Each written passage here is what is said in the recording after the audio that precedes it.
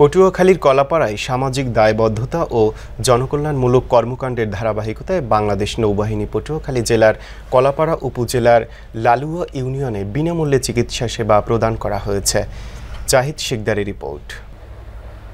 বানৌজা শেরেবাংলা ঘাঁটি ব্যবস্থাপনা এবং নেভি ট্রেনিং অ্যান্ড ডক্ট্রিন কমান্ডের কমান্ডেন্টের সার্বিক তত্ত্বাবধানে মঙ্গলবার বেলা 11টা থেকে উত্তর লালুয়া ইউসি মাধ্যমিক বিদ্যালয় মাঠ প্রাঙ্গণে দিনব্যাপী এই মেডিকেল ক্যাম্পেইনের আয়োজন করা হয়।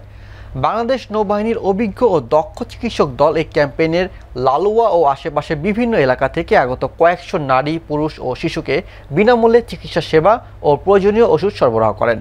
চিকিৎসা ক্যাম্পে সাধারণ রোগীদের পাশাপাশি বিভিন্ন জটিল রোগে আক্রান্ত রোগীদেরও যথাযথ আন্তরিকতা ও পেশাদারিত্বের সঙ্গে চিকিৎসা প্রদান করা হয়। এ সময় নৌবাহিনীর বিভিন্ন পর্যায়ের কর্মকর্তা ও প্রিন্ট ইলেকট্রনিক্স মিডিয়ার সংবাদকর্মীরা উপস্থিত ছিলেন।